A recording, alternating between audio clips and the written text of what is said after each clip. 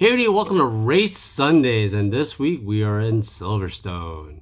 So take a look, this is our card, and you'll notice something pretty interesting. We'll get more into it. So yeah, we're in Silverstone, and you'll notice that I got the shrine of Oscars, and the award goes to Oscar Piastri. I mean, it was an incredible weekend. I think a lot of the fans of the Papaya Club came out in full swing. Happy. Yes. Very happy. If you, we'll get into it a little bit more, but first of all, hard to come back after being live in person at a race to just watch on the television. Like, it's fun to watch on TV, but definitely different atmosphere. Definitely. I mean, I did enjoy just listening to the radio itself too. I mean, like you couldn't really see it on at the race itself. You don't actually hear the commentary. Maybe a little bit here and there, but not as much as you would normally on television.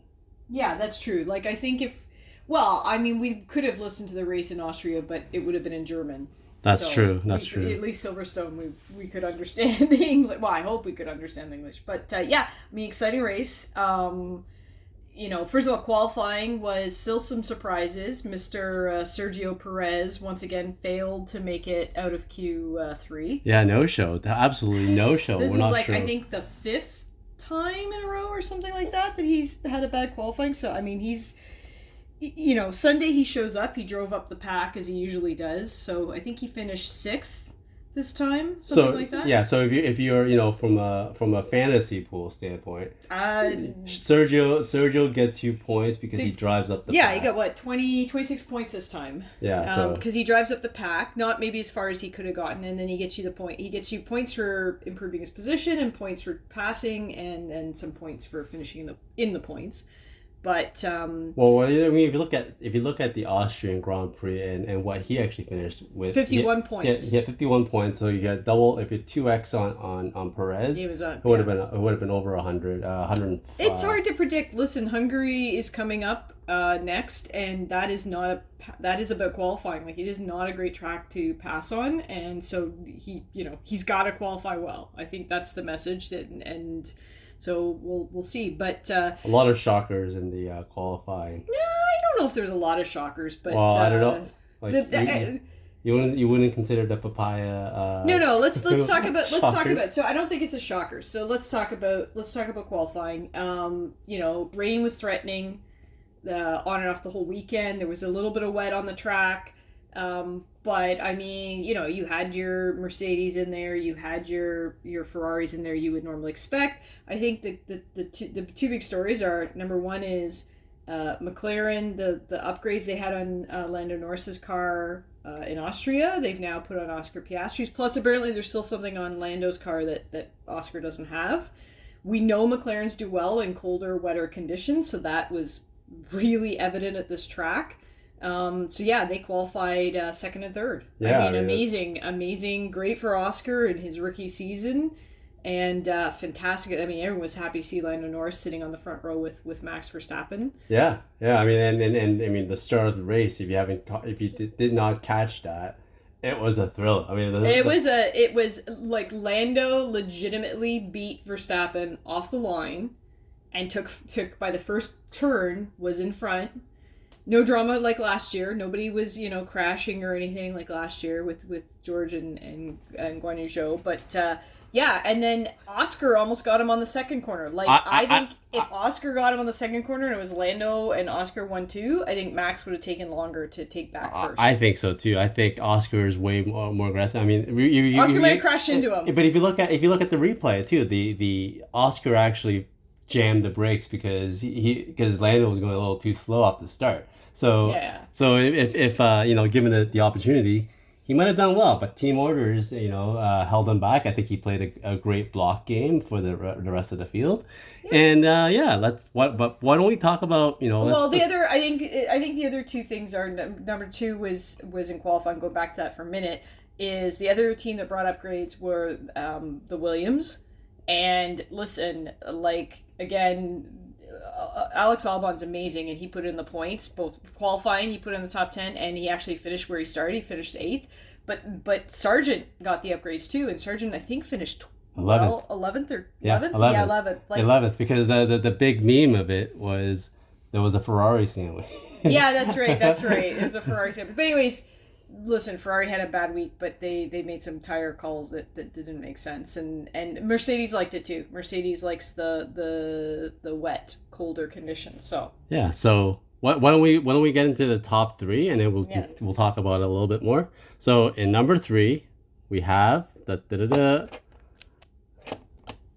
hammer time. It's hammer time in his home course, in his home track of with a straight named after him. Exactly. He's Hamilton Straight. Hamilton Straight. Yeah. And second place is the Papaya Club, man. Lando Norris. He was so stoked to get second. Oh yeah, you get 2 Brits. I mean, we'll also get into the McLaren strategy 20 laps out and what happened there, and his tone. There was some weird stuff. There was some weird stuff, and everyone thought that the McLarens were pulling their Ferrari strategy, and obviously the number 1 is Super Max himself.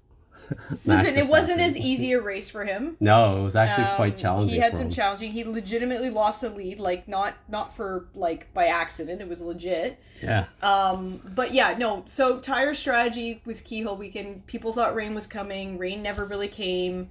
There was any tire could work. Let's put it that way.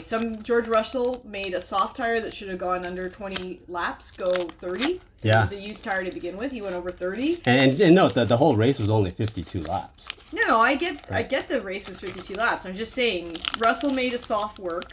Yeah. Double almost what they predicted it could do. Lots of people on mediums, and so a lot of people wanted a one-stop strategy, so they were pitting for hards. Leclerc went in really early for hards.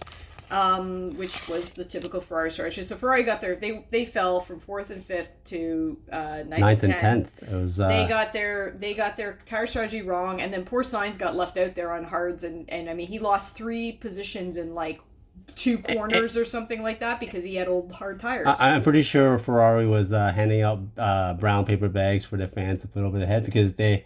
I this is a joke, but the fact that Williams actually beat the Ferraris. Williams held them back. It was. Okay. I mean, Albon did say. Here's my frustration with everyone who gets excited because McLaren's fast or Williams fast or gets upset the Ferrari's slow.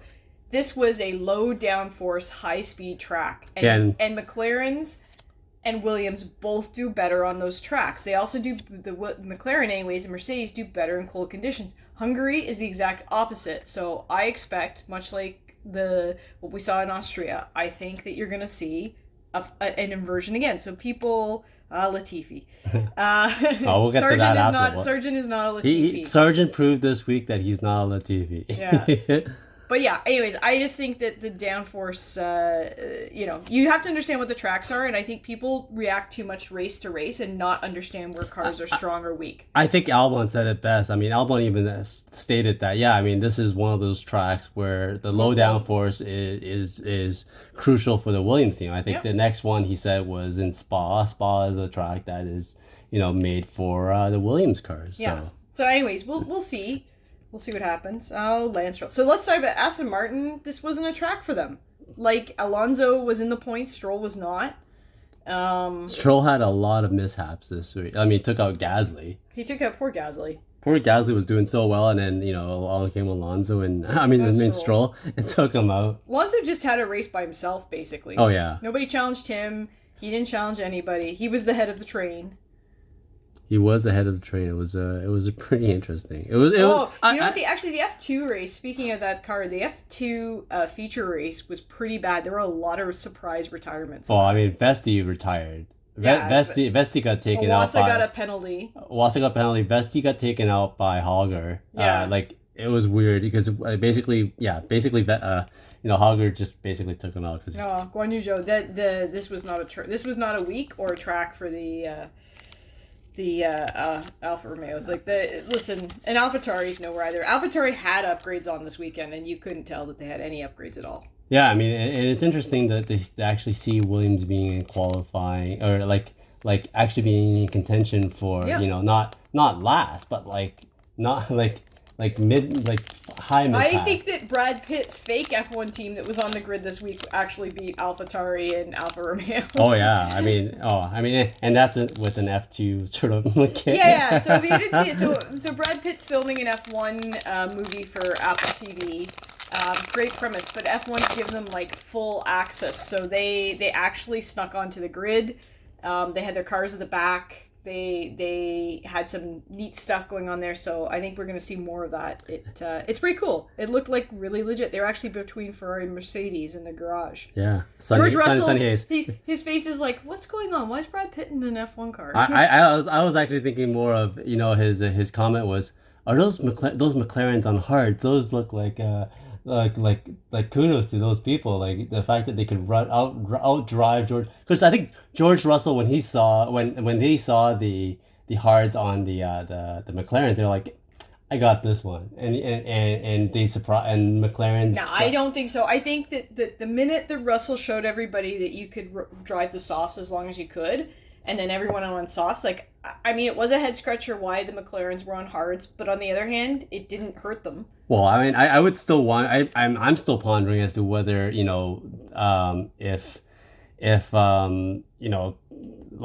could have caught up to Max Verstappen. Here's my theory. I think that just like Ferrari is terrible on their tires, and so people scratch their heads about putting hards on, but I think they have to. I think they destroy their tires. Like Lewis Hamilton on his softs when he came in, his tires were a disaster by the end of the race. Same with George's. So I think you have to know your car, and I think that's the same with McLaren. I don't know if they put softs on when they were able to put softs on with safety car. I don't know. There's Piastri. That's Piastri. That's another one to the collection. Yeah. Ricardo, he didn't get to drive. They said he was going to drive this weekend in practice, and he wasn't driving. Yeah, it's a shame. And Theo Pourchaire. Maybe he could drive for Brad Pitt's movie. I mean, they did edit like in some of the scenes, they did have them in the background, so like, standing for the national anthem, and I think there's drivers line up. They even the formation lap. They had the cars and the starting grid. Yeah. There was actually an extra car in the starting grid, and then they wheeled it off the side, so it was a little more legit than you might think. SD Bestie. Oh. He had did he even start the race? I mean, he had a retirement pretty quickly. His retirement was within the first, I think, 10 laps, I want to say. Like that. It was bad. The Alpine wants just to forget. And of course, here's the Alpine. Omar. Yeah. Just want to forget. Listen, McLaren's passed them now in the points, so I think that. That was the best. If you haven't seen, oh my God! So if you ever go to hashtag P1 or Tommy and Maddie on P1, somebody sent into them on the tweet, the best tweets, the still shot of the F1. I think it was the F1 feed. It might have been Sky Sports, and it's somebody interviewing Oscar Piastri. While there's a graphic up showing that McLaren has now surpassed Alpine in the points for the constructor title, and in the background is a grinning Alonso, who basically made all of that happen. It was awesome. It was so awesome. Go look it up if you haven't seen it, and watch the hashtag P1 internet's best tweets. It's pretty good. It's pretty. It was actually quite good. This is the one where I sort of teased that here's the close up, here's the distance, and here's the extreme close up. Near, far. Anyways. Yeah, it was a good race. I don't think everyone's now all excited about McLaren. Listen, we'll see what happens the next 2 weeks. My guess is they'll be back in the pack a bit at Hungary. I think you're going to see, my prediction is you're going to see the Red Bulls and the Ferraris back at the front. And, the Max's car is always there, but I think you'll see Sergio up there, and then I think it'll be all about Spa, and if it's wet weather. Yeah, and I think Spa is probably one of the places. That's a nice picture, Orlando. Yeah, Spa is actually one of those places where you want to play your no negative. Sprint. I think it's going to put no negative play for that weekend, but we'll see. Depends if it rains or not. Exactly, Carlos. It always rains in Spa. I don't know. After the accident 2 weeks ago, you gotta wonder. They'll be very cautious, I think. Oh! That's nice. Oh my God, these are super rare. These are the art cards. Oh my gosh. Wow. This is the United States. This is a super rare card. I think it's a case hit, if I'm not mistaken. Wow. Very nice. I could be wrong, but this is this might actually have paid for the entire box of cards. That's awesome. That's pretty cool. It's they're pretty. I think they're pretty rare. Now if they were numbered, it'd be even more rare. I could have bought 2 boxes of cards.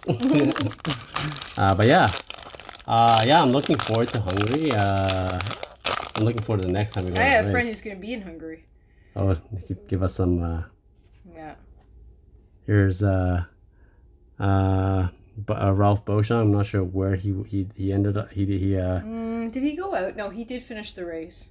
Did he? I thought he. Maybe it would have been the sprint that he got knocked out. One of the races he got knocked out. I mean, this weekend we have the next weekend coming up. We have the Indy in Toronto. That's right. That should be interesting. Oh, that's nice. That is a nice one with Hamilton. Is it? No, it's not Hamilton. Yeah, it is Hamilton. Oh, it is Hamilton. He just looks so different. For a split second, I was like, "Is that Hamilton?" I thought it was Checo for a second. Yeah, me too. That's why I was confused. I was like, "Wait." It's got like the Checo colors. Valtteri Bottas. The refractor and who's this? If it was Latifi, I'd laugh, but it's not. It's not. It's like Lingard or something like that. I can't read it. I'm gonna put the light on. Well, you really see the refractor there.